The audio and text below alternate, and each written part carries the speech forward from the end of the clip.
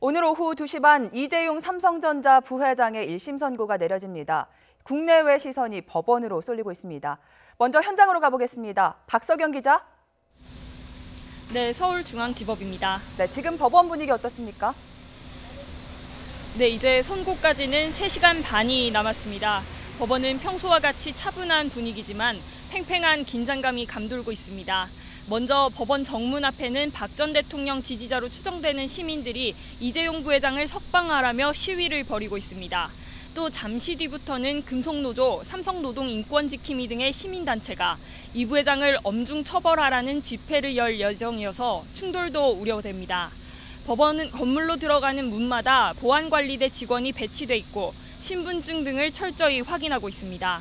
경력 10개 중대 800명도 투입된 상태입니다. 이 부회장은 낮 1시 10분쯤 서울구치소에서 출발할 예정이고요. 특검 측에서는 오늘 박영수 특검은 출석하지 않고 양재식, 장성욱 특검보 등 6명이 출석할 예정입니다. 법정에서는 방청석에서 봤을 때 중앙재판부를 기준으로 오른편에 피고인 측이, 중앙에는 김진동 부장판사 등 재판부가, 또 왼편에는 특검 측이 자리합니다. 이 재판이 시작되면 재판부는 먼저 혐의에 대한 유무죄 판단을 설명하고 형량을 정한 이유를 설명한 뒤 최종 판결을 내립니다.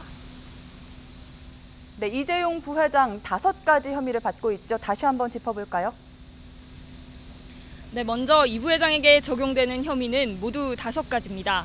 가장 핵심이 되는 게 뇌물공여인데요. 박근혜 전 대통령과 최순실 씨에게 433억 원대 뇌물을 주거나 약속했다는 겁니다.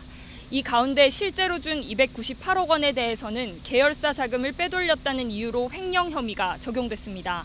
또 빼돌린 돈을 최순실 씨 독일 회사에 지급했기 때문에 재산 국외 도피 혐의가, 정유라 승마 지원을 숨기려고 말세탁을 했다며 범죄 수익 은닉 혐의가 적용됐습니다.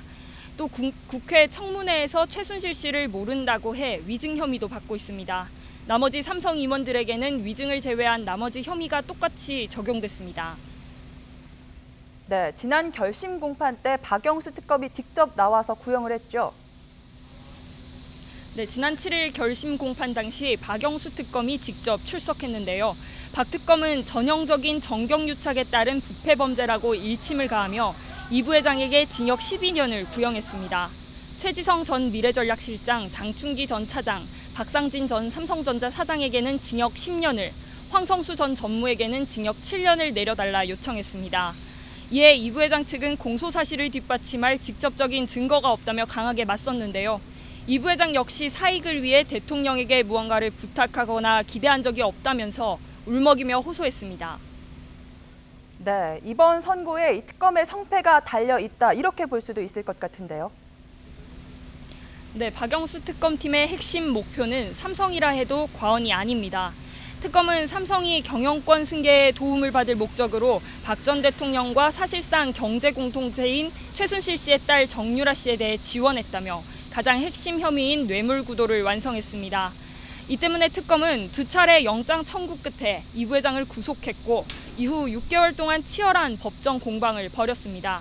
이 검찰 역시 긴장하고 있는데요. 선고에 따라서 박 전 대통령 재판이나 남은 국정농단 수사 등이 막대한 영향을 받을 것으로 보이기 때문입니다.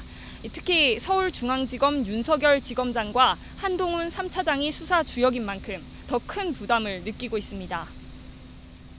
네, 오늘 선고에 따라서 박근혜 전 대통령의 재판에는 또 어떤 영향을 미칠까요? 네, 이 부회장의 선고는 박근혜 전 대통령 재판의 예고편으로 볼 수 있습니다. 두 사람은 각각 특검과 검찰에 의해 재판에 넘겨져 따로 재판을 받아왔는데요. 하지만 다른 법정에서 재판을 받더라도 두 사람의 사건은 사실상 같습니다. 보통 뇌물 공여자와 수수자는 같은 법적 책임을 지게 되는데요. 이에 따라 이 부회장의 선고는 자연히 박 전 대통령의 운명도 좌우할 전망입니다. 다만 이 부회장의 무죄 판명이 반드시 박 전 대통령의 무죄로 이어지는 것은 아닙니다.